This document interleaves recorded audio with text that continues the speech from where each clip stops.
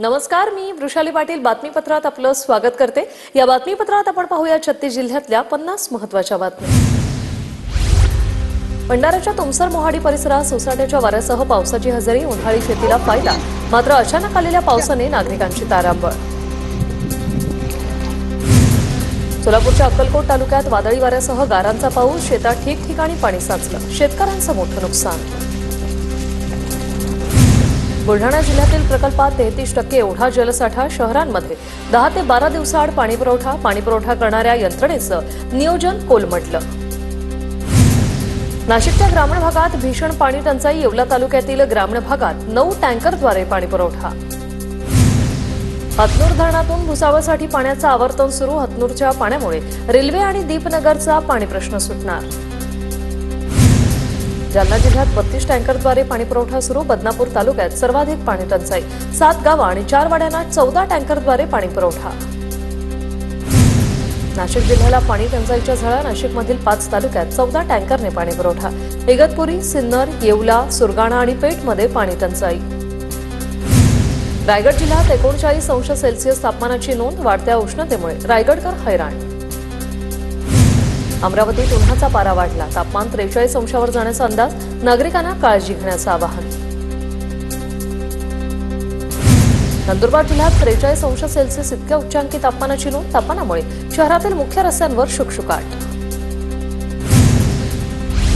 जळगावच्या मुक्ताईनगरात हळदीच्या लागवडीचं क्षेत्र वाढलं, पारंपरिक पिकांना बगल देत नव्या उत्पादनांवर शेतकऱ्यांचा भर, हळदीची लागवड वाढल्यानं बेण्याचे दरही वधारले।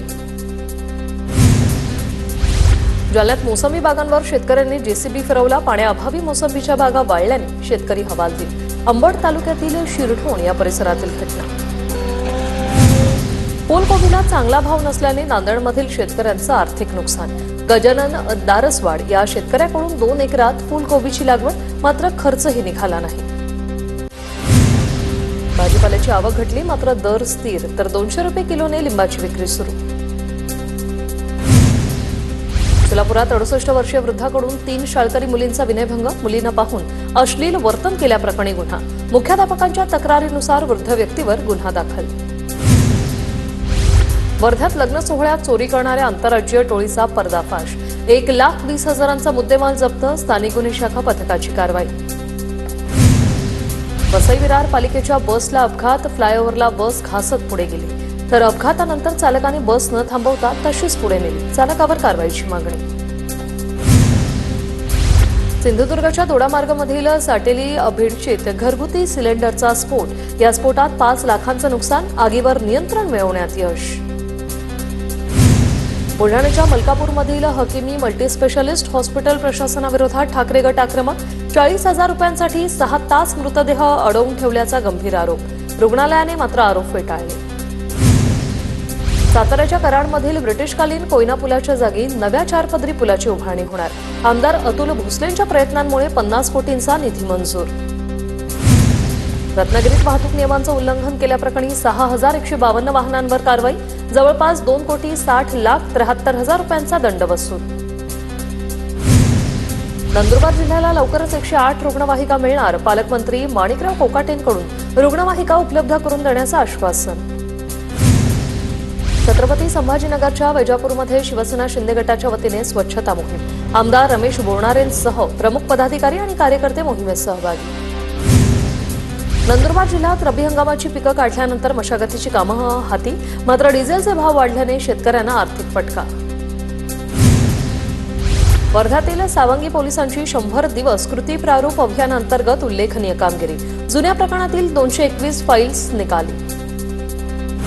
नंदुरबार जिल्ह्यातील 119 शाळांच्या 359 वर्ग खोल्या जीर्ण अवस्थेत, वर्ग खोल्यांच्या दुरुस्तीसाठी शासनाकडून 21 कोटी रुपये देण्यात आले। नाशिकच्या लासलगावातील शिवनदीवरील पुलाच्या कामामुळे डासांमध्ये वाढ, पिंपळगाव ब्राह्मणगावमधील नागरिक हैराण, प्रशासनाकडे उपाययोजना करण्याची मागणी। भंडारा जिल्ह्यातील 33 प्राथमिक आरोग्य केंद्रातील अर्धवेळ मदतनीस वेतनापासून वंचित, 150हून अधिक मदतनीसांना 5 महिन्यांपासून वेतन मिळालं नसल्याची माहिती। भंडारा जिल्हा कारागृहात कैद्यांचे आरोग्य शिबिर पार पडलं, योगा, प्राणायाम, प्राकृतिक चिकित्सेवर मार्गदर्शन। हिंगोलीत हत्ता ते तळणी महामार्गाचं भूमिपूजन मंत्री शिवेंद्रराजे भोसलेंच्या उपस्थितीत भूमिपूजन सोहळा संपन्न. रत्नागिरी नजीकच्या झरीविनायक मंदिराचा जीर्णोद्धार सोहळा. जगद्गुरू नरेंद्र महाराज, उद्योगमंत्री उदय सामंत, राजन साळवी यांची या सोहळ्याला हजेरी. बीडच्या आष्टीत महंत काशीनाथ महाराजांच्या नारळी सप्ताहाचं आयोजन. या सप्ताहासाठी भाविकांची मोठी गर्दी. बुलढाण्यात 11 एप्रिलला महात्मा ज्योतिबा फुले यांची भव्य दिव्य जयंती. समता भूमी ते सत्यशोधक भूमीपर्यंत निघालेली मशाल यात्रा बुलढाण्यात दाखल. ठिकठिकाणी मशाल यात्रेचं स्वागत. अकोल्यात राम मंदिरातील गजानन महाराजांसाठी कूलरची व्यवस्था. देवाच्या मूर्त्यांना थंडावा देण्यासाठी विशेष सोय. गेल्या 2 दिवसात अकोल्याचे कमाल तापमान 44 अंशावर. जळगावात तापमानाचा पारा 43 अंशावर. शीतपेय मठाच्या दुकानांवर नागरिकांची गर्दी. जळगावातील गवताळा औटमघाट अभयारण्यात 13 कृत्रिम पाणवठे. वाढत्या उन्हाची प्रचंड तीव्रता लक्षात घेता वनविभागाची खबरदारी. रत्नागिरीच्या लांजामध्ये जनावरांसाठी पिण्याच्या पाण्याची सोय. वाढत्या उन्हामुळे शिवगंध प्रतिष्ठानचा स्तुत्य उपक्रम.